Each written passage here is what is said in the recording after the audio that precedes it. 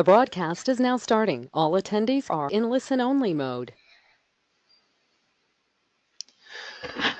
Good morning, North America, and welcome to our external webinar for cutting tools. Today, I'm also happy to see some of the overseas attendees. So good afternoon to you whenever you're sitting. So I'm really excited to see that the number of people getting into this session, and we'll really appreciate your time. And I hope this is something you see value in. Today we will be talking about troubleshooting while using solid carbide drills. We all have been into that drilling a holes, breaking a drills, and carbide drills are not the cheap stuff. So we'll just make sure that you know all you need and you get the most out of the carbide drills. I have today with me Gary Kirchhoff, who is a state of the art in solid carbide drilling. So you cannot have a better guy to walk you through this one. So hope you have your coffee and enjoy this session. Gary, stage is yours. Okay, good morning, everybody, or good afternoon, whichever the case may be. This presentation will provide some helpful tips for using solid carbide drills in applications where it's not the usual situation for using solid carbide.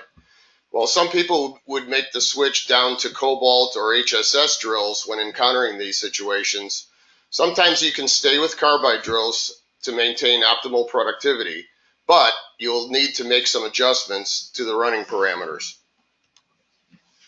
Safety is everyone's responsibility. Always maintain a safe environment and be aware of exits in case of an emergency. When in the shop environment, follow all safety requirements that are set forth by the manufacturer, as well as the standards set forth by Dormer Promet. When using solid carbide drills, always wear the proper eye protection, as chips can fly out of the machine and tools can break or shatter.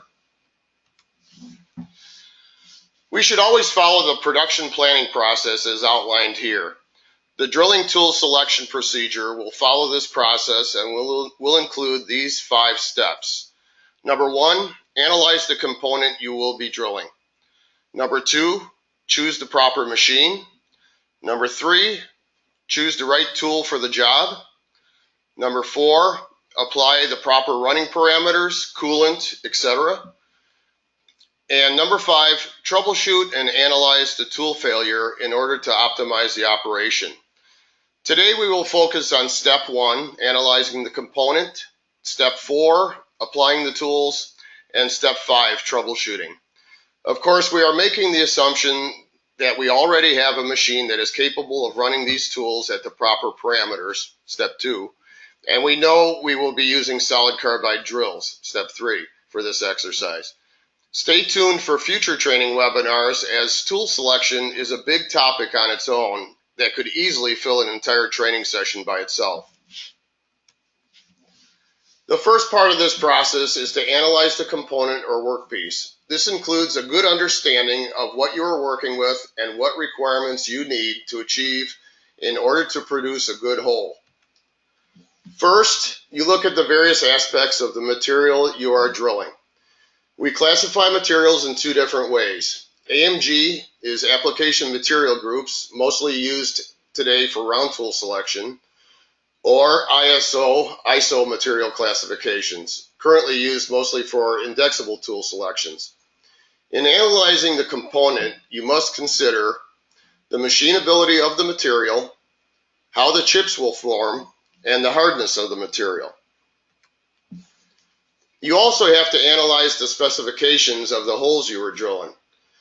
This includes hole diameter, hole depth, and hole quality, and the many variables that will affect these specifications. These variables include the stability of the part in terms of thickness, or for a cylindrical part, the wall thickness if there's an ID and OD.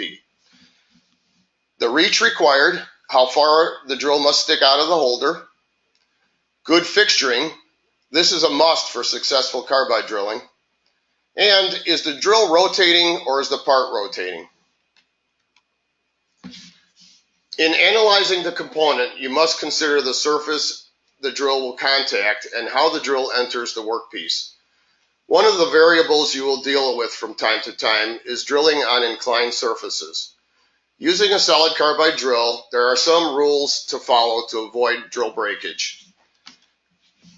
If the angled surface is between 1 degree and 5 degrees, you should reduce the feed rate to about 1/3 or 33% of the recommended feed rate. If the angled surface is between 5 and 10 degrees, you should reduce the feed rate again to at least 33% and up to about a quarter, 25% of the recommended feed rate. In these situations, it is still strongly suggested to perform a centering or spotting operation first using a short spotting drill, which has the same or greater point angle as the carbide production drill. This will minimize the deflection due to the stub length and extend the tool life on your production drill.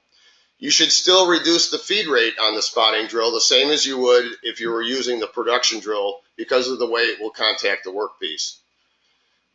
If you encounter any angled surfaces greater than 10 degrees, do not use a solid carbide drill on this unless you mill a flat surface perpendicular to the center of the drill first. Another of the variables you will encounter is exiting on inclined surfaces. Using a solid carbide drill, you should again reduce the feed rate to at least 1/3 and up to 1/4 the recommended feed rate just before the drill starts to break through. As always, use the shortest drill possible, and that will also help with this scenario. Very steep angles can still cause chipping even with the reduced feed rate. Entering or exiting on irregular surfaces can also be a challenge. Using a solid carbide drill, you should always reduce the feed rate to 1/4 the recommended feed rate. Again, using the shortest drill possible will always help with this scenario. Once past the rough surface, the feed rate can be increased back to the normal rate. Take a close look at the drill periodically to see if the carbide is chipping so your hole quality is not compromised as the drilling operation continues. Entering or exiting on concave part surfaces. The rule of thumb for solid carbide drilling is to only do this if the part radius is at least 15 times the drill diameter. When entering or exiting on concave part surfaces, you should always reduce the feed rate again to 1/3 of the recommended feed rate. Again, using the shortest drill possible will always help with this scenario. If the part radius is smaller than 15 times diameter, you can try to reduce the feed rate even more, but that is really not highly recommended. When entering the part on a convex part surface, the part radius must be at least 4 times the drill diameter. In these cases, you should always reduce the feed rate to about a half or 50% of the recommended feed rate. Again, using the shortest drill possible will always help with this scenario due to the stability of the shorter drill. As the part radius gets smaller than 4 times D, the drill will want to walk more on the surface, so this is not recommended unless a flat is milled on this surface first. When drilling through a cross hole, it is always best to reduce the feed rate to 1/4 or 25% just before breaking through into the cross hole.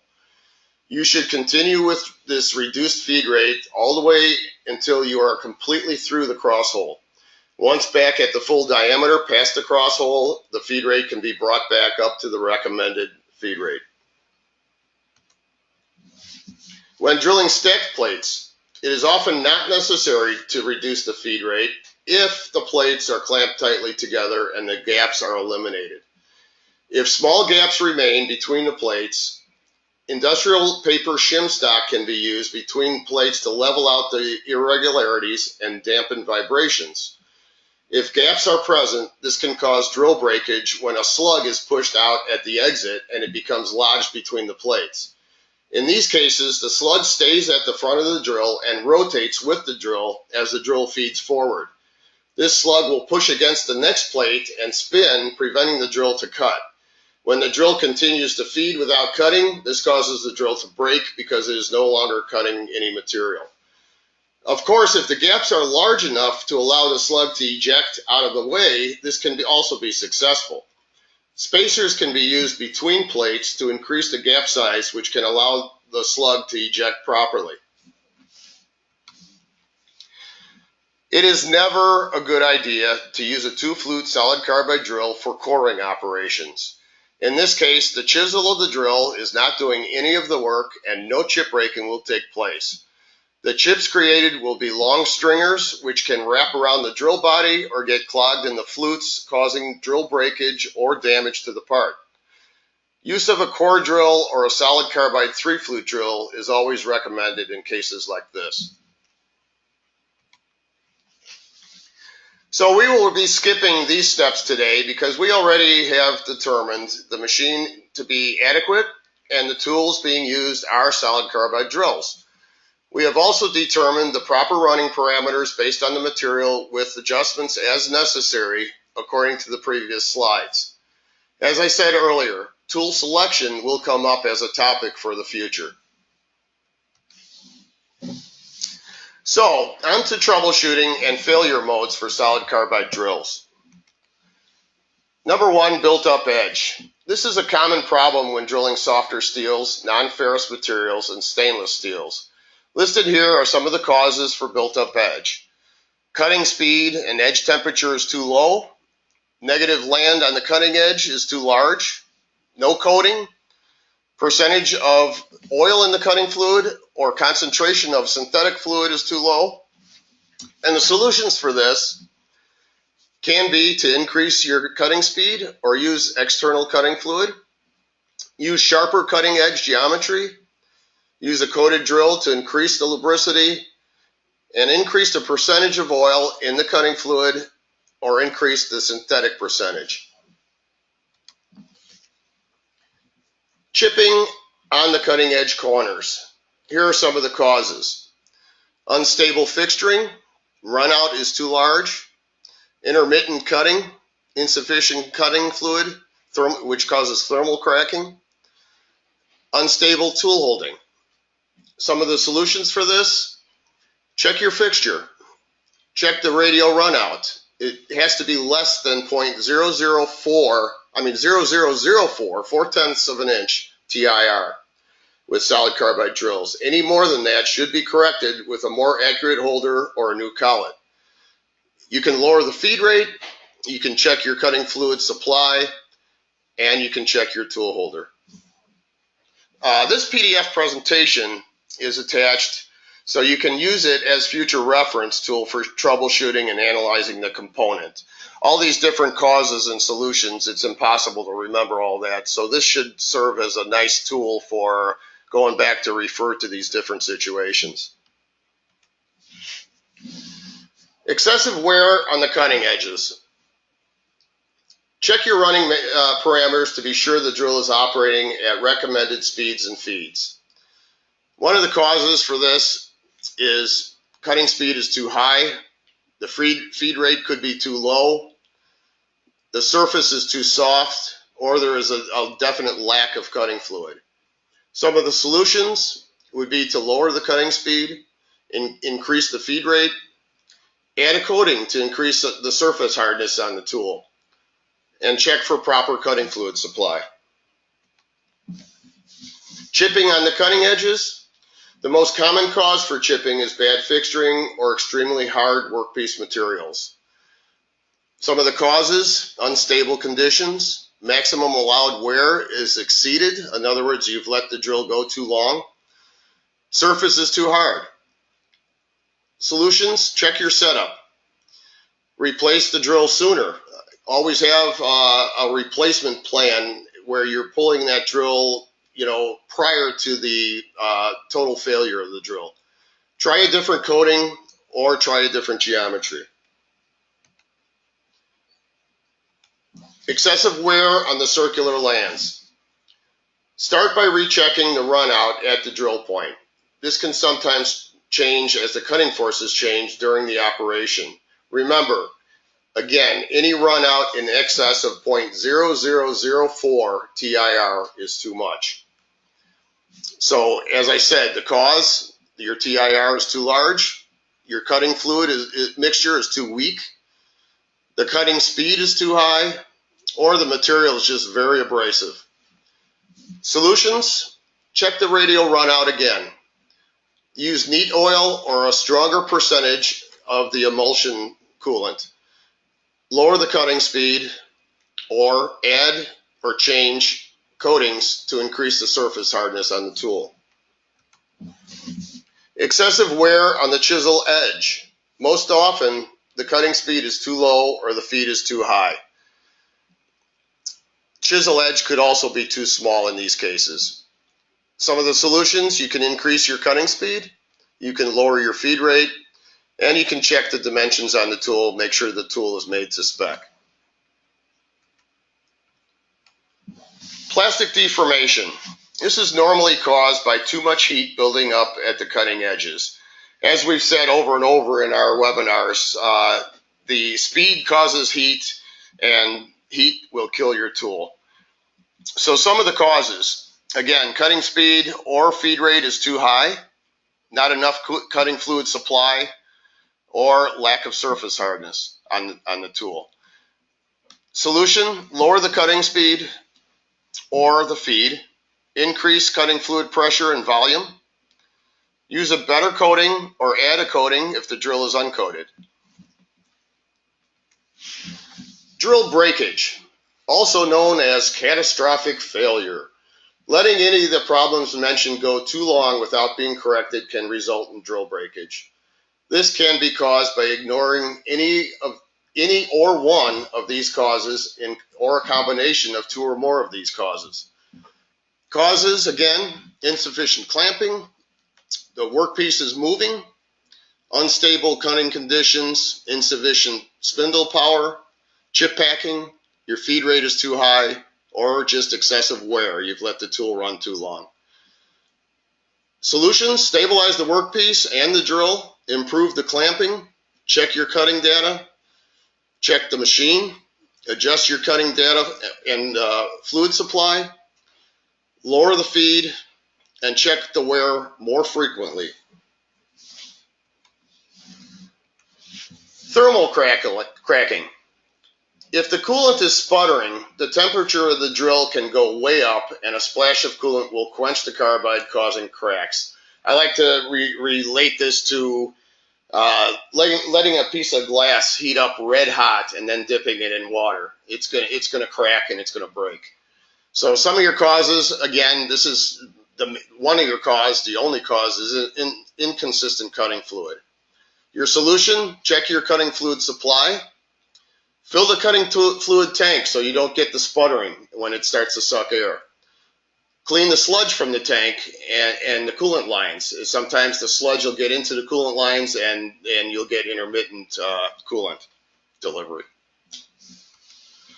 Oversized holes. Your speed is either too low or your feed is too high, usually. Your bad fixturing can cause this as well. If the fixturing is allowing the part to move, this can also cause this. Or, again, too much run out on the drill. Increase your speed or reduce your feed. Correct part clamping and make sure that part is extremely rigid. And eliminate the run out. Again, less than 4/10 of an inch is necessary in carbide drilling. Undersized holes. This can be caused by a lack of coolant, your speed is too high or your feed is too low, or your drill is undersized. So improve your coolant direction and the volume of coolant, decrease speed or increase your feed rate, check your drill diameter and your tolerances, make sure everything is to spec. And holes out of round. Too much run out, again, can cause this situation. Bad fixturing can also cause this, or chip packing can cause this situation. So you're going to want to eliminate the run out. Again, always be sure your run out is less than 0.0004 inch TIR. This is necessary, and even during the operation that can change, like I said earlier, because of the cutting forces. Correct your part clamping and your rigidity. Check your feed rate and or change your flute form. As mentioned several times now, the run out is extremely critical when drilling with carbide. While using a Weldon holder or a drill adapter may be adequate when drilling with indexable drills, and using a conventional drill chuck is adequate for high-speed steel or cobalt drills, these types of holding methods are not recommended for solid carbide drills. In order from best to worst for solid carbide drilling, shrink fit holders, hydraulic chucks, power chucks, and very good quality ER collet chucks are your best options for holding the drill with the least amount of run out. As you can see in the diagram at the bottom of the page, uniform contact around the tool shank is necessary. Drill adapters and Weldon holders will force the tool slightly off center because the point of contact is on one side only. Vibrations and run out beyond 0.4 TIR are your worst enemies in solid carbide drilling. A beat up or bad collet, a damaged tool shank, or a damaged holder can ruin an otherwise perfect setup. As illustrated on the previous slide, shrink fit or hydraulic chucks offer the most accuracy in solid carbide drilling. Next, I will provide a brief overview of our Force X solid carbide drilling program. Back in 2007, we introduced an assortment of dormer multi-purpose solid carbide drills called MPX drills. These drills for 3 times diameter and 5 times diameter drilling depths have a common and straightforward design with a 140-degree split point suited to drill a broad range of materials. The strategy behind the development was to come up with a drill to compete with the low-price solutions offered by some of our competitors.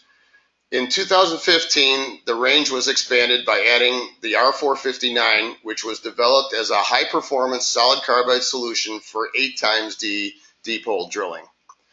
Although the original 8 times D R459 drill belonged to the same family of MPX drills, its features and customer benefits were higher than those of the earlier developed MPX drills. To improve our competitiveness in 3 and 5 times drilling, we needed to upgrade these drills to the same level of performance as the 8 times D R459 design. So there was a boost in performance for the 3 times D and the 5 times D drilling by going to this R459 type design. The challenges set for the development of the new solid carbide drills for the 3 and 5 times D was to come up with a new geometry. This new geometry provides a high level of performance in a wide variety of work materials. We'll achieve the same level of productivity with 3 times D and 5 times D drills as can be reached with the 8 times D drills.